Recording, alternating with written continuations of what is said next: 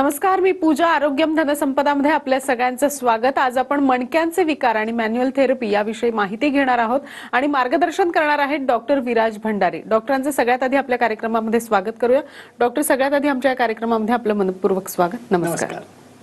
तर विषयाला सुरुवात करण्याआधी डॉक्टरांची आपण थोडक्यात ओळख करून घेऊया.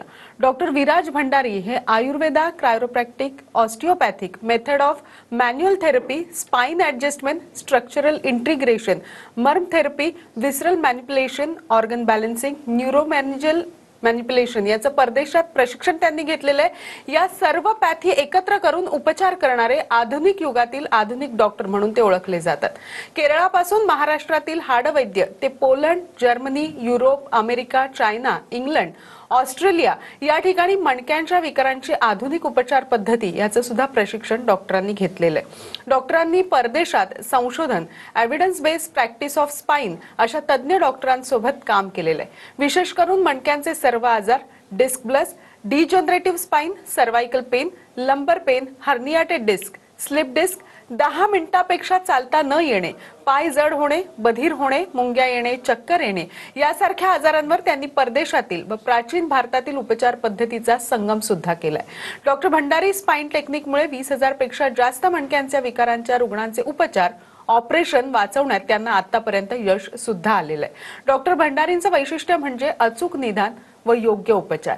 डॉक्टर भंडारी आपल्या स्टुडिओमध्ये आलेले आहेत. लगेचच आजच्या आपल्या विषयाला सुरुवात करूया. तर डॉक्टर, ज्या पद्धतीने मी ओळख करून दिली प्रेक्षकांना तुमची, सगळ्यात पहिला प्रश्न त्याच्याच संबंधित मला तुम्हाला विचारायचा आहे की सायटिका डिस्क हर्निएशन म्हणजे हातापायाला मुंग्या या काय येतात? आम्हाला कळत नाही नॉर्मली काय येतात त्या, काय सांगता येईल? एक लक्षात घ्या, दोन मणक्यांच्या मध्ये एक गादी असते.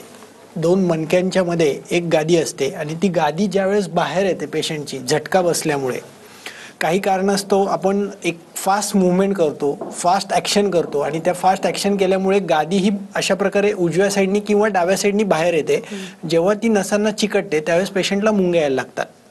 मुंग्या यायचं कारण जे आहे, काही लोकांना थाईजमध्ये मुंग्या येतात, काही लोकांना कमरेपासून मांडीच्या मागच्या भागापर्यंत मुंग्या येतात, काही लोकांना पिंढरांमध्ये मुंग्या येतात. थोडं चाललं की बसावंसं वाटतं, 100 मीटर 200 मीटर चाललं की त्या मुंग्या खूप चालू होतात, बसले 10 मिनिटं की मुंग्या बंद होतात. काही पेशंटला सकाळी उठल्या कंबर आखडते, रोज सकाळी उठलं की कंबर आखडेल, दिवसभर त्यांना काही त्रास होणार नाही. ही ग्रेड 2 ची अवस्था आहे आणि ग्रेड 3 मध्ये मुंग्या येतात, ग्रेड 4 मध्ये पेशंटला नमनेस असतो. नक्कीच. ज्या पद्धतीने आता तुम्ही सांगितलं की कशा पद्धतीने आपल्या हातापायाला मुंग्या येतात, त्या किती वेळ राहतात किंवा किती वेळाने कमी जास्त होतात, त्याचप्रमाणे सर्व्हिकल प्रोट्रुजन मध्ये मानदुखी आणि बऱ्याचदा चक्कर येते. बरोबर. तर कसं ओळखावं नेमकं हे काय आहे आणि कशा पद्धतीचं आहे? एक लक्षात घ्या, मानेमध्ये 7 मणके आहेत. 7 मणके आहेत. 7 मणक्यांच्या पूर्ण कॅरोटिड आर्टरी गेलेली आहे. ज्यावेळेस मणका एखादा झटका बसतो, पटकन काहीतरी ऍक्शन केली, झटका बसला, मणका मागच्या दिशेला सरकला 1 mm 2 mm ने, तर ती आर्टरी जी आहे, लाल रंगाची जी आर्टरी आहे ती दबली जाते. ऑक्सिजन टुवर्ड्स द ब्रेन मिळत नाही, त्याच्यामुळे पेशंटला चक्कर येते. चक्कर येण्यामध्ये 2 प्रकार आहेत. एक स्वतः फिरल्यासारखं वाटतं सकाळी उठल्या उठल्या उशी बदलताना, आणि एक सगळं घर फिरताना दिसतं. एकामध्ये पेशंटला स्वतःला फिरताना वाटतं आणि एकामध्ये की सगळं घर फिरतंय, फॅन फिरतंय, समोरची दुनिया फिरते का असं वाटायला लागतं. तर ह्या दोन्ही चक्कर यायचं कारण हे वर्टेब्रल मिसअलाइनमेंट, सबलेक्सेशन हे कारण आहे त्याचं. अच्छा. त्याचप्रमाणे डिजनरेटिव्ह स्पाइन मध्ये मणक्यात फ्रॅक्चर होतं का आणि हाडं झिजतात का, याबद्दल जर का सांगायचंय तर काय सांगा? शिर्यते तत शरीरम, जे झिजतं ते शरीर. आपलं शरीर हे सतत झिजत असतं. बऱ्याच वेळा काही लोक एक विशिष्ट काम असतं त्यांचं की ज्याच्यामध्ये 8-8, 9-9 तास त्यांना उभं राहावं लागतं. त्याचबरोबर खूप वेळ बसणारी पण मंडळी आहेत की जे दीर्घकाळ बसतात, 12 तास 15 तास बसणारी पण मंडळी आहेत. तर मणका जो आहे त्यातलं पाणी जे आहे ते दीर्घकाळ उभं राहणं, दीर्घकाळ बसणं किंवा दीर्घकाळ ओझी उचलणं, यामुळे मणक्यातलं अंतर हे कमी कमी व्हायला लागतं आणि त्यामुळे कमी झाल्यामुळे बऱ्याच वेळा तिथे ऑस्टिओफाइट्स निर्माण होतात. काही पेशंटचं पाणी जे आहे, न्यूक्लियस पल्पस आणि ॲन्युलस फायबरच्या तिथलं जे लिक्विड आहे ते कमी होत होत होत डिजनरेटिव्ह चेंजेस म्हणजे झिजायला लागतं आणि त्याच्यामुळे बऱ्याच वेळा झीज होऊन 2 मणके एकमेकाला घासले जातात आणि त्याच्यामुळे फ्रॅक्चरचे चान्सेस होतात. कधी पेशंट बाथरूममध्ये पडलाय घसरून, त्यावेळेस फ्रॅक्चर पटकन होतात अशा पेशंटला. आणि त्यामध्ये आयुर्वेद शास्त्रामध्ये धारा चिकित्सा जी सांगितलेली आहे, धारा म्हणजे काय, जो फ्रॅक्चरचा भाग आहे त्याच्यावर तेलाची ही धार सोडली जाते. तर ती धार सोडल्यानंतर बऱ्याच फ्रॅक्चरचं आणि त्याचबरोबर क्रायोप्रॅक्टर सेशन आणि व्हिसरल मॅनिप्युलेशन नावाची ट्रीटमेंट, क्रायोप्रॅक्टरमध्ये बोन सेट केले जातात जेणेकरून 2 बोन मधलं अंतर वाढवलं, जिथे फ्रॅक्चर झालं ते पेन लगेच कमी होतं आणि व्हिसरल मॅनिप्युलेशनमुळे तिथले लिगामेंट जे टाईट झालेत ते सगळे रिलीज होतात. नक्कीच. हाडं का झिजतात आणि फ्रॅक्चर का होतं याबद्दल तर तुम्ही आम्हाला सांगितलं. मात्र वाकडा आणि तिरका झालेला जो मणका असतो तो खरंच विदाऊट ऑपरेशन सुद्धा बरा होतो का? म्हणजे हे कळणं आम्हाला थोडंसं कठीण आहे. ते कशा पद्धतीनं होऊ शकतं? मॅडम, मणका जेव्हा तिरका होतो, तिरका होणं म्हणजे काय, पेशंटची कंबर जी आहे ती उजव्या साईडला शिफ्ट होते, खांद्याचा भाग डावीकडे शिफ्ट होतो.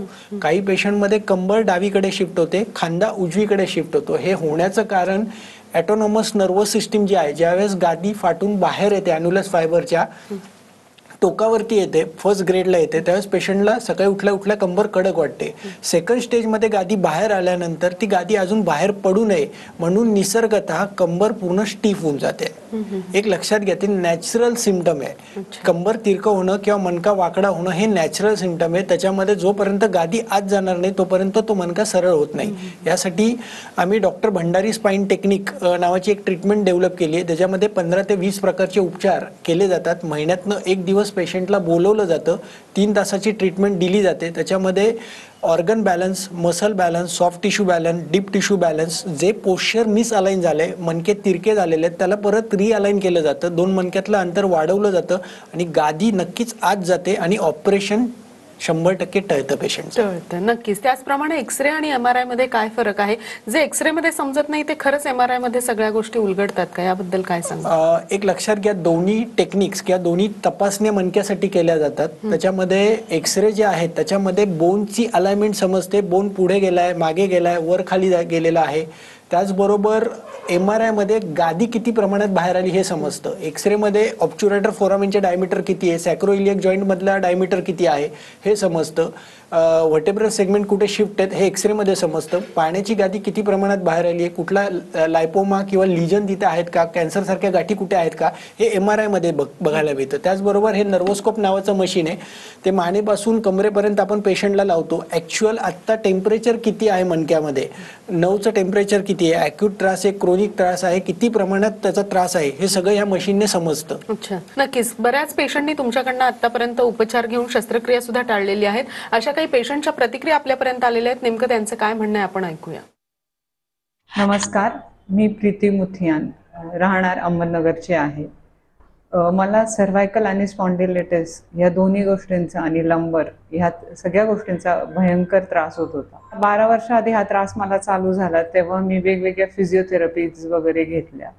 त्याने मला फरकही पडला. पण मागच्या 7 महिन्यापूर्वी मला अचानकच एके दिवशी परत दुखायला लागलं आणि ते दुखणं इतकं भयंकर होतं की मी सांगू शकत नाही. नाही नीट उठता बसता येत होतं, न झोपता. मी रोज कामं करायची म्हणून ते सगळे हे सगळं खूप सारे डॉक्टर्स पण पाहिले, MRI कर, कुणी ऑपरेशन सजेस्ट केलं, कुणी काय, पण ऑपरेशनची माझी बिलकुल तयारी नव्हती. तर ही गोष्ट मी माझ्या आई वडिलांबरोबर शेअर केली आणि कोइन्सिडेंटली माझ्या वडिलांनी पुण्यामध्ये doctor Viraj Bhandari spine clinic इथं त्यांनी त्यांची ट्रीटमेंट घेतली होती मानेची. त्यांना पहिल्याच सेटिंगमध्ये इतका फरक पडला की मी सांगू शकत नाही. आणि ते माझ्या मागे लागले की तू चल एकदा, जे होईल ते बघू आपण, म्हणतो एकदा चल तसंही. मला त्यांच्याबरोबर इकडे घेऊन आले. जेव्हा तिकडे घेऊन आले तेव्हा मी टोटली म्हणजे ब्लँक होते की काय करणार आहे, काय नाही, काय थेरपीज आहे, काहीच माहिती नव्हतं. इथे आल्यावर जेव्हा सरांनी सगळं व्यवस्थित, विराज सरांनी डिस्कस केलं आमच्याशी की काय प्रॉब्लेम आहे, कुठे गॅप आहे, कसं आहे, नेमकं डिस्क प्रॉब्लेम म्हणजे काय असतो. आम्हाला असं वाटत होतं की डिस्क म्हणजे काहीतरी असं डिस्कचा प्रकार असतो, पण तसं नव्हतं. त्यांनी इतकं सुंदररित्या सगळं समजून सांगितलं की आय वॉज कन्व्हिन्स्ड की मी ही थेरपी घेणार आहे. फर्स्ट सेटिंग झाली, त्या दिवशी खूप भयानक दुखलं. टेंटेटिव्हली हे दुखणं 4th सेटिंग पर्यंत चालू होतं. तर एक वेळ असं पण वाटलं होतं की आता बास दुखतंय तर काय करायचं काय नाही. बट तरी पण म्हटलं नाही, आपण लाईन ऑफ ट्रीटमेंट चालू केली आहे, 7 सेटिंगची सांगितली तर ती आपण घेऊयात. त्यांच्या ज्या वेगवेगळ्या थेरपीज आहेत, फेशियल थेरपी म्हणा किंवा बाकीच्या ते स्पाइन अलाइनमेंट, ते इतकं छान वाटतं ते दरवेळेस घरी गेल्यावर की मी नॉर्मल रुटीननी कामं करायला सुरू केलं. आज माझी 7th ट्रीटमेंट आहे. यामध्ये सुद्धा मला वेगवेगळे प्रॉब्लेम झाले होते. PCODचं थोडं अचानक ब्लिडिंग चालू झालं होतं.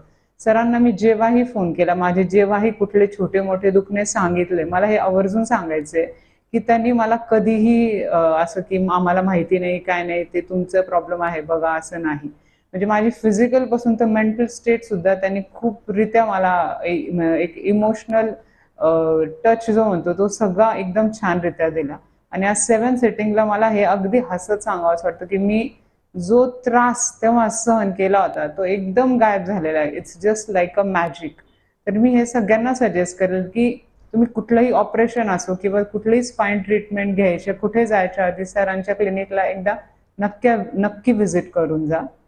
नक्कीच. ज्या पद्धतीनं आपण ऐकलं की पेशंटनी सुद्धा कशा पद्धतीनं सांगितलं की काय त्रास होता आणि कशा पद्धतीनं तुमच्याकडे आल्यानंतर त्यांना फरक पडलेला आहे.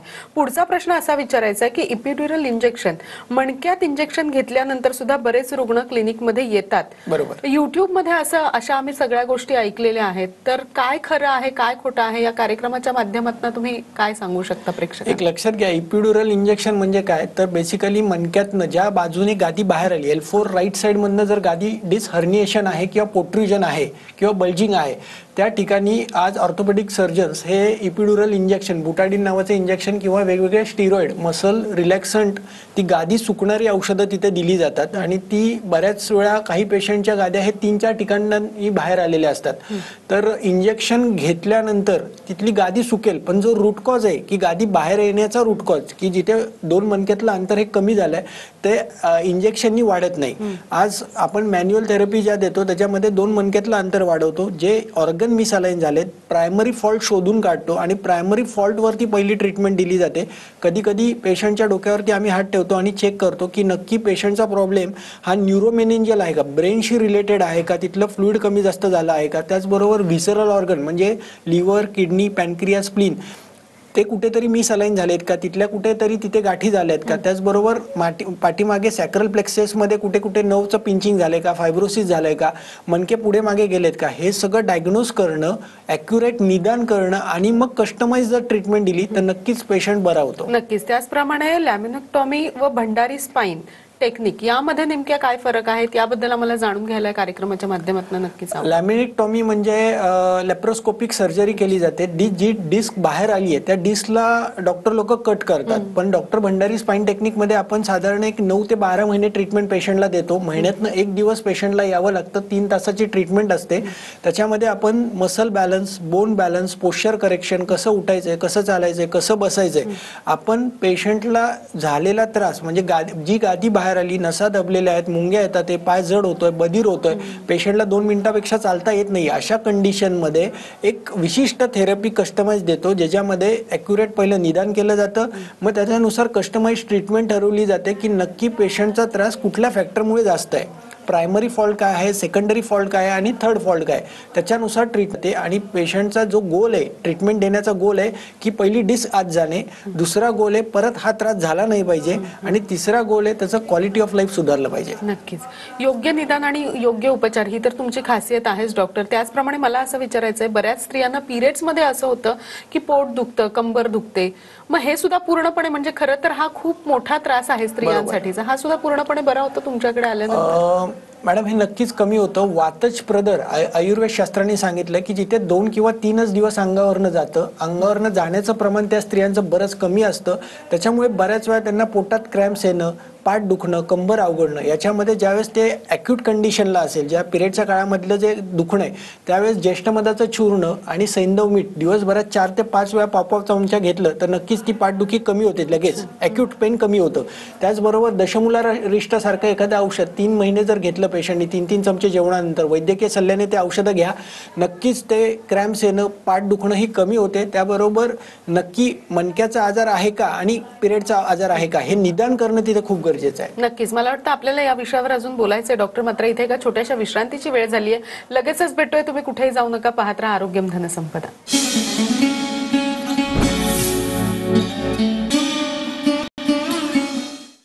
आरोग्यम धनसंपदामध्ये आपल्या सगळ्यांचं स्वागत. आजचा आपला विषय आहे कंबरदुखी विना शस्त्रक्रिया उपचार आणि मार्गदर्शन करतायत डॉक्टर विराज भंडारी. लगेचच चर्चेला सुरुवात करूया. डॉक्टर, ब्रेकवर जाण्यापूर्वी ज्या पद्धतीने तुम्ही सांगितलं की स्त्रियांना ज्या वेळेला पिरियड्समध्ये कंबरदुखी पाठदुखी होत असते त्यांनी नेमके काय उपचार करावे, पुढचा प्रश्न असा विचारायचा आहे की ज्यांना सायटिका स्लिप डिस्क असतं त्यांनी शरीर संबंध ठेवावे की ठेवू नये, त्याने त्रास वाढतो का, असं काही आहे का, काय सांगू शकता? एक लक्षात घ्या, ग्रेड कोणती आहे. जर ग्रेड 1, 2, 3 मध्ये आहे आणि पेशंटला नवरा बायकोला संबंध ठेवताना त्रास होत नाहीये तर तुम्ही संबंध ठेवा. पण जिथे आखडण आहे, कंबर पूर्ण आखडली आहे, मांड्यांचा भाग आखडलाय आणि ठेवताच येत नाहीये, अशा वेळेस बळजबरीने संबंध ठेवायला जाऊ नका. त्याच्यामुळे बऱ्याच वेळा काय होतं की तिथल्या मसल सगळ्या परत लॉक होऊन जातात आणि बऱ्याच वेळा त्रास हा दुप्पट पटीने वाढतो. त्यामुळे जिथे शक्य आहे, तुम्हाला इझीनेस आहे, तुम्ही तो संबंध ठेवा, काही प्रॉब्लेम येणार नाही. नक्कीच. त्याचप्रमाणे असं होतं की पिरियड्स केल्यानंतर स्त्रियांना व्हाईट डिस्चार्ज सतत होत असतो आणि त्याचा सुद्धा प्रचंड त्रास स्त्रियांना होतो. तर ह्याच्यावर सुद्धा काही उपचार आहे का, किंवा हे शरीराच्या कुठल्या भागाशी रिलेटेड आहे, याबद्दल काय सांगू शकता तुम्ही? एक लक्षात घ्या, व्हाईट डिस्चार्ज म्हणजे आयुर्वेदशास्त्राने त्याला श्वेतप्रदर नावाचा एक आजार व्यक्त केलेला आहे. त्याच्यामध्ये धातुक्षयजन्य अवस्था, धातुक्षयजन्य अवस्था म्हणजे काय, जी स्त्रीला भरपूर वेळ काम करावं लागतं, भरपूर ती अंग मेहनत करतीये, बऱ्याच वेळा ती काबड कष्ट जास्त प्रमाणात करतीये किंवा उभं राहून काम जास्त आहे. त्याचबरोबर तिच्या युटरसच्या आजूबाजूच्या मसलमधली ताकदही कमी व्हायला लागते आणि त्याच्यामुळे बऱ्याच वेळा धातुक्षयामुळे तिथे थकवा येणं, पायातल्या पिंढऱ्या दुखणं, पाय गळून गेल्यासारखं वाटणं, सकाळी उठल्यानंतर चेहरा सुजणं, थोडं चाललं की दम लागणं, श्वास भरणं, छाती भरल्यासारखं वाटणं, छातीत दडदडणं, ही सगळी लक्षणं व्हाईट डिस्चार्ज सोबत वेगवेगळ्या कंडिशनमध्ये बघायला मिळतात. ज्या स्त्रियांना असं होतंय त्यांनी सकाळी उठल्या उठल्या अनुष्यपोटी एक अर्धा केळासोबत आवळकाठीचं चूर्ण 1 चमचा, मध 1 चमचा, तूप 1 चमचा, हे जर मिक्स करून एक महिनाभर खाल्लं आणि त्यासोबत खारीक सकाळ संध्याकाळ 2-2 खारका खाल्ल्या तर ताकद भरायला लागते. च्यवनप्राश सारखं एखादं रसायन औषध रोज सकाळ संध्याकाळ 1-1 चमचा घेतलं तर नक्कीच तो व्हाईट डिस्चार्ज हा कमी होतो. आणि त्यासोबत मग नेग्रोदादिगण म्हणजे वड, औदुंबर, पिंपळ हे पाला आणायचा, 4 ते 5 पानं आणायची आहेत, 1 लिटर पाण्यामध्ये उकळायचं आणि पाळीची जागा त्यांनी धुवायची आहे आणि तिथले जंतू हे सगळे कमी होऊन जातील आणि व्हाईट डिस्चार्जला जी वाईट सवय लागली बॉडीला ती पूर्ण कमी होऊन जाते. नक्कीच त्याच्यामुळे होणारी पाठदुखी त्याच्यामुळे कमी होत आहे. डॉक्टर, तुमच्याकडनं काही पेशंट्स अशा पद्धतीनं बरे सुद्धा होऊन गेलेले आहेत, त्यांना बराच फरक वेगवेगळ्या आजारांमध्ये पडलेला आहे, नेमकं त्यांचं काय म्हणणं आहे आपण ऐकूयात. मैं वैष्णवी रस्तोगी, मैं मगरपट्टा से आई हूँ. मेरे बैक में बहुत पेन था और मेरे पैर में बहुत मूंगी आती थी, मैं चल भी नहीं पाती थी, बैठ भी नहीं पाती थी. मेरे मामा ने मुझे फिर सजेस्ट किया डॉक्टर विराज भंडारी के पास जाओ, उनको भी प्रॉब्लम थी तो वो भी आते थे. उसके बाद मैं आने लगी यहाँ पे तो धीरे धीरे रिलीफ मिलता था. पहले बैठने नहीं आता था, फिर बैठने आने लगा, नीचे मांडी डाल के. मूंगिया 2-3 थेरेपी के बाद ख़त्म हो गए. अभी मुझे बहुत रिलीफ है पहले से, अभी सब कुछ कर सकती हूँ मैं. डॉक्टर, ज्या पद्धतीनं पेशंट सुद्धा सांगतायत की त्यांना सुद्धा तुमच्याकडे आल्यानंतर कशा पद्धतीनं फरक पडलेला आहे, पुढचा सुद्धा अत्यंत महत्त्वाचा प्रश्न आहे की मणक्याचा कॅन्सर सुद्धा या विना शस्त्रक्रिया उपचाराने बरा होऊ शकतो का, किंवा तुमच्याकडे आल्यानंतर योग्य निदान, योग्य उपचार होऊ शकतात का, काय सांगता? एक लक्षात घ्या, मणक्याचा कॅन्सर हा बऱ्याच वेळा नुसता मणक्याशी रिलेटेड नसतो. कधी कधी मणक्याचा कॅन्सर असतो, त्याच्यासोबत मायलोमा म्हणजे 3-4 ठिकाणी तर कॅन्सरचे टप्पे बघायला मिळतात. पेट स्कॅन केल्यानंतर समजतं की नक्की तो कॅन्सर कुठे कुठे फोफावला शरीरामध्ये. बऱ्याच वेळा कधी कधी स्टमक मध्ये असतो, कधी कधी गॉल ब्लॅडर मध्ये असतो, कधी कधी लिव्हर मध्ये असतो आणि स्पाइन मध्ये असतो. तर हे पहिलं डायग्नोज करणं गरजेचं आहे. त्याचसोबत केमोथेरपी, आयुर्वेद औषधे आणि मॅन्युअल थेरपी हे जर एकत्रित केलं तर पेशंटचं पेन कमी होण्यासाठी मॅन्युअल थेरपीचा उपयोग होतो. कॅन्सर कमी होण्यासाठी त्याला ॲलोपॅथीची काही औषधं, काही आयुर्वेदाची औषधं जर वापरली, रसायन औषधं वापरली तर नक्कीच त्याच्यामध्ये चांगला फायदा बघायला मिळतो. नक्कीच. त्याचप्रमाणे स्लिप डिस्क मध्ये असं होतं की नसा दबलेल्या असतात बऱ्याचदा, तर त्या ओपन होण्यासाठी किंवा पुन्हा त्या ऍक्टिव्ह होण्यासाठी नेमका आपल्याकडे काय उपचार पद्धती, काय उपचार तुम्ही देता? आपण ज्यांच्या नसा दबलेल्या आहेत, स्लिप डिस्क सारखा त्रास आहे, 2 ते 3 कधी कधी डिस्क बाहेर गेलेल्या पण पेशंटच्या बघायला मिळतात. माझ्याकडे एक पंढरपूरची केस आली होती, बऱ्याच दिवस त्यांना मणक्याचा त्रास होता, 3 ऑपरेशन तिची झालेली होती स्लिप डिस्कची, पण त्यांना बरं वाटत नव्हतं. 1.5 वर्ष स्ट्रक्चर तिरकं झालं होतं, 2 मिनिटं चालता येत नव्हतं. अशा केसेसमध्ये आम्ही मॅन्युअल थेरपी वापरतो, ज्याच्यामध्ये वेगवेगळ्या मसलला, जिथे मसल छोटे झाले त्याला परत रिअलाइन करून मोठं केलं जातं, जिथे गाठी झाल्या त्या गाठी सोडवल्या जातात. त्याचबरोबर ऑर्गन मिसअलाइन आहे ते ऑर्गन रिअलाइन केले जातात. क्रायोबॅक्टर नावाची ट्रीटमेंट आहे, जे बोन पुढे गेलेत मागे गेलेत त्याला त्या ठिकाणी परत त्या स्थानामध्ये बसवलं जातं.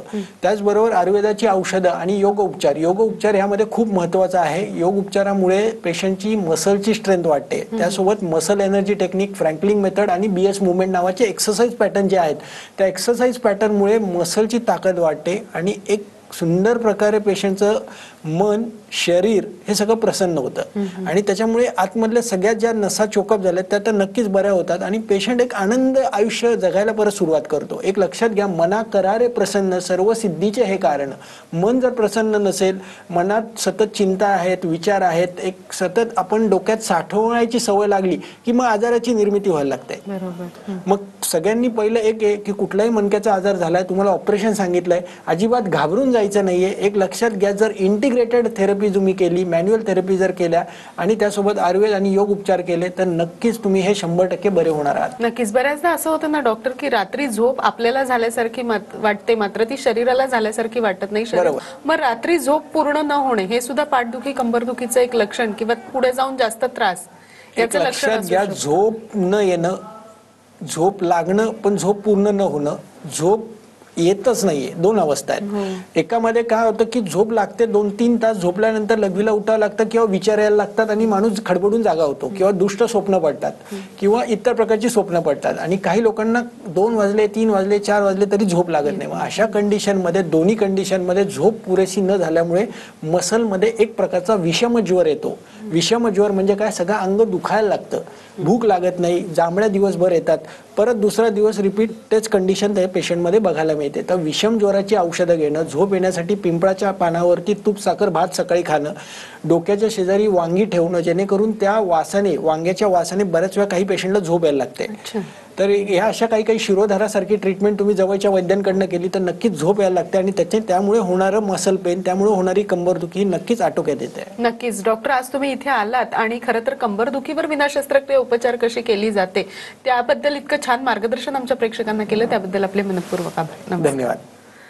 आरोग्यम धनसंपदामध्ये आज आपण इथेच थांबतोय. तुम्ही मात्र कुठेही जाऊ नका, पाहत रहा TV9 मराठी.